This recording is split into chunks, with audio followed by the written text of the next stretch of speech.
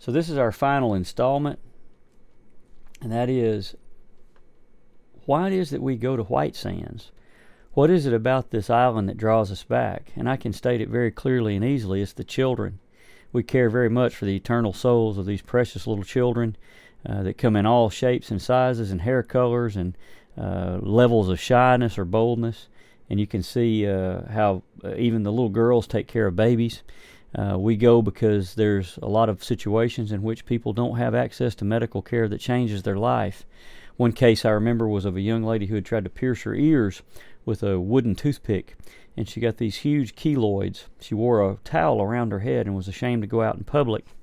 And just with a little bit of plastic surgery technique, we were able to make this girl for the first time be willing to go out and present herself in public without being ashamed to be seen. The little boy that I told you we went down and saw in 1998 on the beach, well, when he was 9 years old, he looked like this, and his dad, Modric, and his mother brought me a chicken. We gave them some Backpackers Pantry food that we had, and that little young man grew a little larger, and he and my son Samuel met in 2012, and then again in 2013. And I had the privilege in 2017 when I walked back up the hill to see this grown man to meet me. And he is now 21 years old and strapping healthy. And of course, it's not much harder to be taller than I am, but he's well taller than I am now and still growing. Little children like this come to us with trust and with hope that we can help them and take care of them.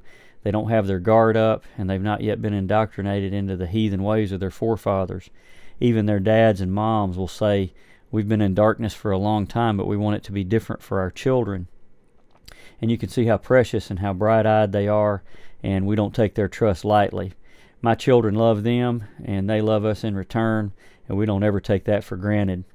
These kids are like relatives to us now, as are their parents and their grandparents.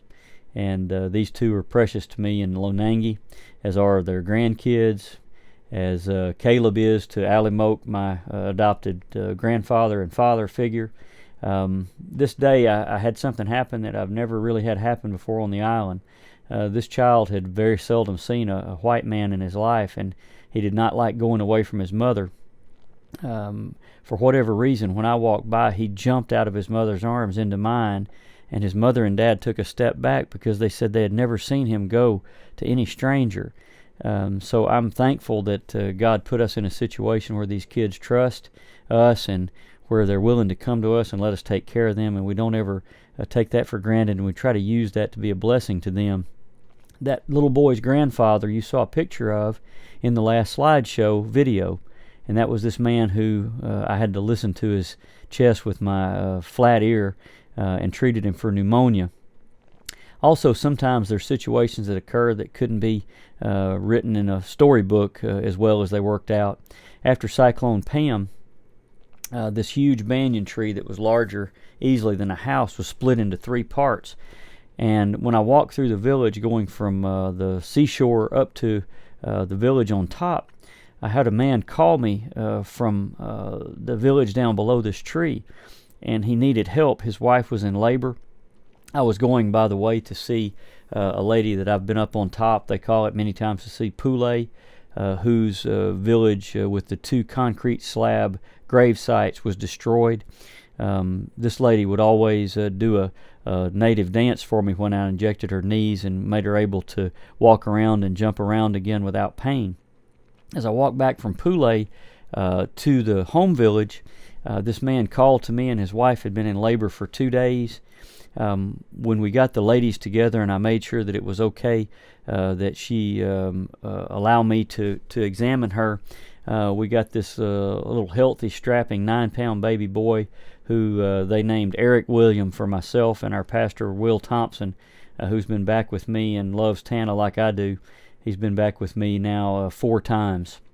The next morning, although Mom had a really rough night and had a lot of hemorrhaging, Mom was okay, as was Baby. And that black bag that I've loved and prayed over so many times still did its job. In 2018, we began the Living Waters water project to bring water down from a wellhead at the top of the mountain, which I keep referring to as 1,200 feet up on top, down to our home village of Lonangi. This is a map of Tanna Island.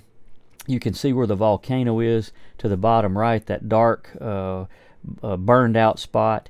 You see north of that Waisisi, the outcropping there, and then just to the northwest Lonangi. That wellhead is about 1.5 kilometers. You see me tracing out the water path from the village up on top where the wellhead is, down the slope. And that slope looks something like this when you're tracing it through the jungle on foot. They made their own committee, took responsibility for the project. You see Marak, that little baby boy that I keep making reference to that we took care of first on the beach in 1998. That Marak is standing in the center. He is going to be the chief of Lonangi Village in the future. And these men got political figures, men and women, native village figures, school teachers, as well as people from the Christian church there to take part in this so that all the land rights and all the political workings that needed to be done took place.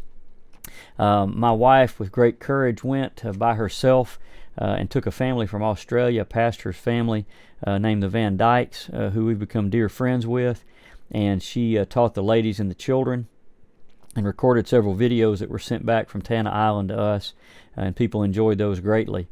So Carrie's now gone back by herself and taken her own small team, and we look forward to going back this week with the Van Dykes to do Bible teaching, medical trip, and medical effort, as well as ladies teaching and a children's school that Carrie will run with Tracy Van Dyke, and we can't wait to get there and see them.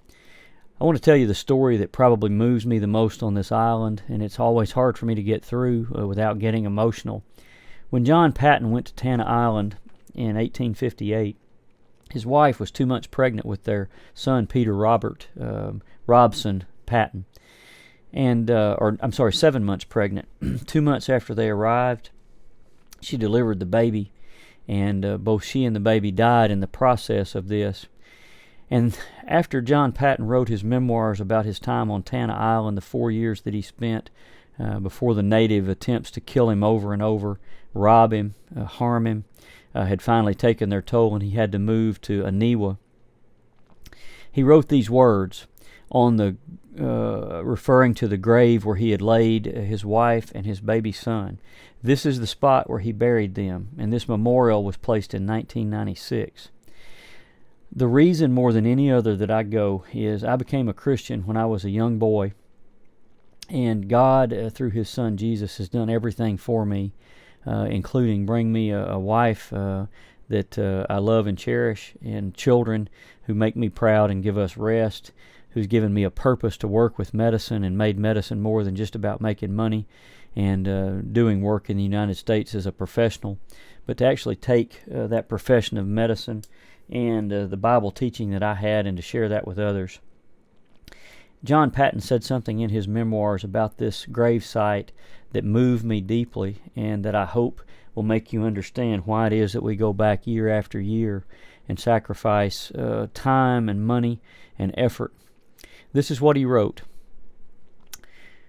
To the glory of God and in memory of Mary Ann, wife of missionary John G. Patton, and their baby son, Peter Robert Robson, buried here, March 1859.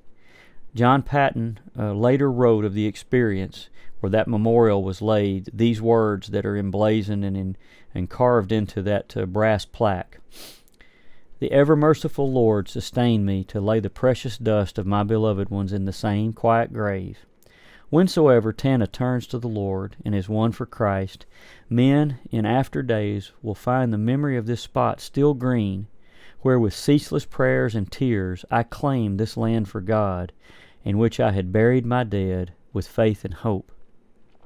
He laid on that grave site for 10 days and would not leave it to keep the heathen cannibals still in their darkness from digging up his precious beloved ones to take them for consumption. That grave site is still the greenest place I have ever seen on Tanna Island, and I hope I can take part and walk the paths of this great man and continue the work for my part and my family's part that allow me to make these videos with the request that you, in your interest, for which I'm thankful, remember that these people are still waiting in darkness for the truth to come. We've shown them love, we've given and given and given, and they are still waiting to see the promises that John Patton prayed over that day fulfilled. And I and my family intend to not stop until that is done. Thank you so much for your time and attention, and we pray that this has been a blessing to you and enlightened you about what it is that we do on Tanna Island. And Lord willing, we'll see you on July the 26th when we arrive back home safely. And if not, we'll see you otherwise in the heavens above, because that's where we'll meet those of you that know the same Lord and Jesus that we do. Thank you again for your attention.